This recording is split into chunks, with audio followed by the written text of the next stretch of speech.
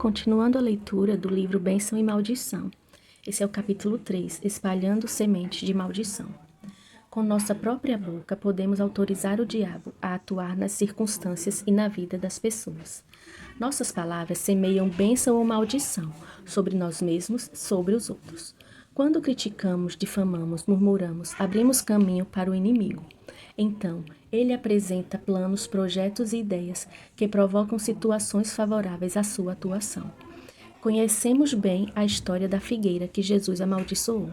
Jesus estava com fome e foi procurar fruto nela. E não encontrando senão folhas, disse: "Nunca mais coma alguém fruto de ti." Marcos 11:14. E no dia seguinte, a figueira estava seca, dos brotos à raiz. Por que Jesus fez isso? Para mostrar aos discípulos quão profundo pode ser o alcance da maldição. Também para que soubessem o poder que podem ter as palavras, porque logo em seguida ele acrescenta: se alguém disser, isso no verso 23, palavras podem secar uma figueira ou transportar um monte. Portanto, é muito temerário amaldiçoar. Não amaldiçoemos a nós mesmos. Conheci uma senhora que vivia dizendo para a mãe: "Mãe, eu vou casar, nem que seja com um homem que seja o próprio capeta, só para sair desta casa." Passado não muito tempo, ela se casou com um homem aparentemente muito bom, a melhor pessoa possível. Mas, no primeiro ano, ela descobriu que o marido era o demônio em figura de gente. Tinha pacto com o diabo e, durante as madrugadas, ia para o quintal fazer despachos e coisas terríveis. Depois que conversamos, percebeu que ela própria chamou a maldição para si. Amou a maldição, ela o apanha. Não quis a bênção, aparte-se dele. Salmos 119:17. Há pessoas que vivem se amaldiçoando. Eu sou um idiota, não presto para nada. Meu destino é sofrer, sou mesmo azarado. Nasci para ser um fracassado, nunca vou vencer na vida. E tudo é dito com uma boa dose de ira e desprezo por si mesmo. Afirmações desse tipo têm o poder de tornar inútil a vida de qualquer pessoa. Outras vivem se depreciando fisicamente. Consideram-se feias, não gostam do cabelo ou do nariz ou da boca. Acham-se muito gordas ou muito magras, altas ou baixas. Não estão satisfeitas consigo mesmas, não se aceitam como são e, por isso, vivem um verdadeiro drama pessoal. Na parábola das 10 minas, o servo mau também se condenou com suas próprias palavras. Sua boca determinou seu julgamento. Pois tive medo de ti, que és homem rigoroso. Tira o que não puseste e ceifas o que não semeaste. Respondeu-lhe: servo mau, por tua boca te condenarei. Lucas 19:21-22. Pilatos, durante o julgamento de Jesus, ao perceber que em nada conseguira favorecê-lo, lavou as mãos e disse: estou inocente do sangue desse juiz. Fique o caso convosco.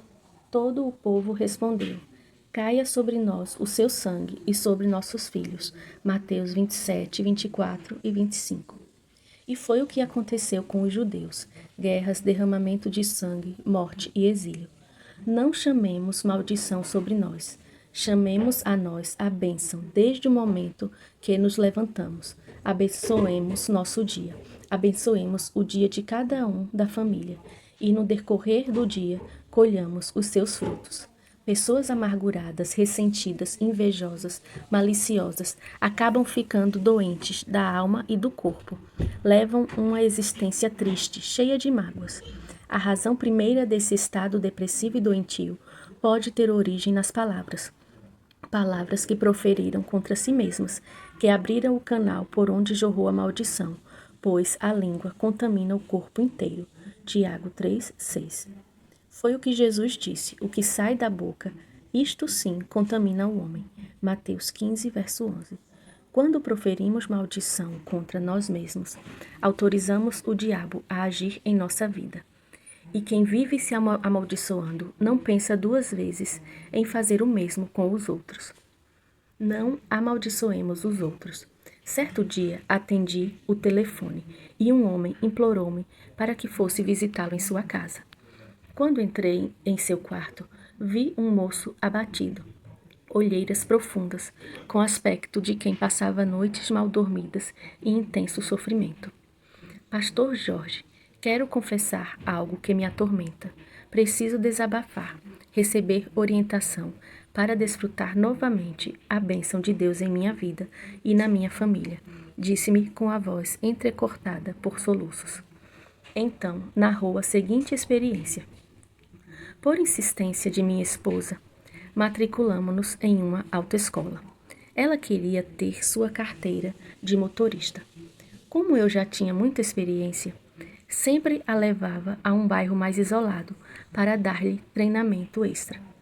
Ela não era hábil no aprendizado. Um dia, ao fazer uma manobra errada, exasperei-me e aos gritos disse-lhe: "Você é burra, muito burra. Não aprenderá nunca. Você não aprende nada." Minha esposa ficou silenciosa por alguns momentos, cabeça baixa, pensativa. Depois olhou-me firmemente e, descarregando toda sua mágoa e ira, sentenciou: "Posso ser o que você disse, mas esta burra, que não aprende nada, um dia haverá de ouvir você implorando-lhe que o leve ao hospital, dirigindo este carro.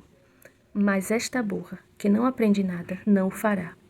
Mesmo que você grite, não aquele grito de estupidez, mas de dor, e até chore, não o atenderei." Então, levantando o lençol, mostrando as pernas paralisadas com voz trêmula, acrescentou: "Tudo o que ela falou se cumpriu. Minha saúde, até então sem problema, começou a fraquejar. A princípio sentia dores esporádicas na perna, mas não lhes dei atenção. Isso é cansaço natural, pensei. Com o passar dos dias, as dores atingiram as duas pernas de forma intensa. Não pude mais trabalhar. Faz um ano que estou paralítico. Minha esposa conseguiu tirar a carteira. Entretanto, todas as vezes que lhe peço, implorando para me levar ao hospital, ela diz com desprezo: "Você não se lembra do dia em que me chamou de burra? Agora se vire." Estou aqui jogado nesta cama, gemendo de dor, e ela se mantém firme na sua decisão. O médico já deu o diagnóstico. Estou com câncer. Tenho pouco mais de 30 dias de vida. Resolvi então acertar essa decisão. Não quero morrer deixando mágoa e ressentimento no coração de minha esposa. Quero pedir-lhe perdão. Chamei a mulher e expliquei a ela o que se passava. Após um período de oração, mostrei-lhes o princípio bíblico do perdão. Nesse momento, marido e mulher, abraçados, fizeram o concerto mútuo de amor e perdão diante do Senhor Jesus. Foi uma cena comovente. Vendo-os ali abraçados, pensei: quanto sofrimento causado por uma palavra insensata. Pouco tempo depois, ele morreu. Todavia, a situação era diferente. Ele partiu para estar com o Senhor, perdoando e sendo perdoado. Quanto desastre, quanta destruição tem chegado ao meu conhecimento no gabinete pastoral, decorrência de palavras mal intencionadas ou não. Há pessoas que têm um prazer mórbido e doentio de depreciar os outros por causa da aparência.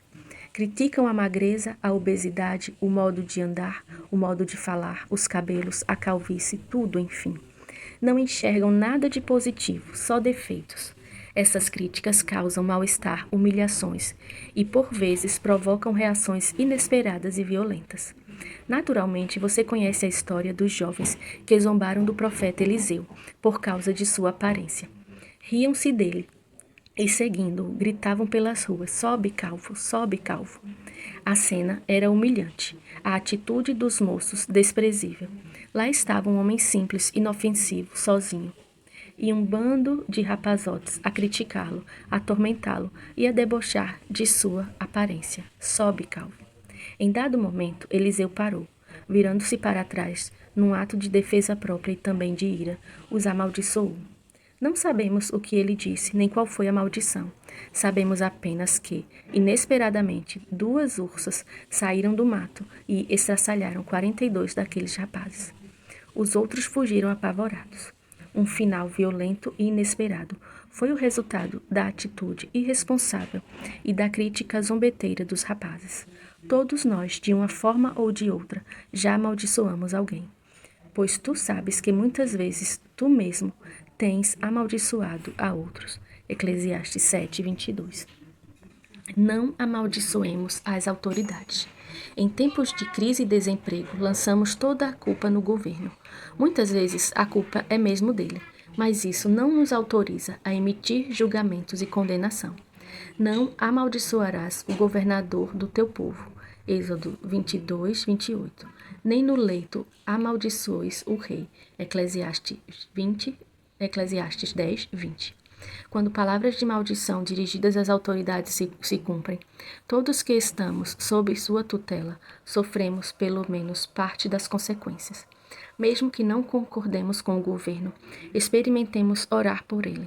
É uma decisão sábia e eficaz. Lembremos-nos que a maioria das pessoas já está lançando maldições contra as autoridades. Precisamos contra-atacar, abençoando-as. Sejamos ainda mais cautelosos quando falarmos de autoridades espirituais, pessoas que ocupam posições de liderança na igreja. Paulo se retratou após falar mal do sacerdote que mandara espancá-lo. Não sabia que ele é sumo sacerdote. Atos 23, 5. O apóstolo teria suportado tudo calado, sem levantar a voz, caso soubesse quem era ele. Os demônios tirarão todo o proveito possível de nossas palavras. Por isso, não pronunciemos palavra de maldição. Façamos declarações que abençoem e conduzam as pessoas à proteção amorosa e segura de Deus Pai. Peçamos continuamente a Deus que ponha guarda à nossa boca, que vigie a porta dos nossos lábios. Abençoemos todas as pessoas investidas de autoridade que conhecemos, seculares ou espirituais. Jacó abençoou a Faraó.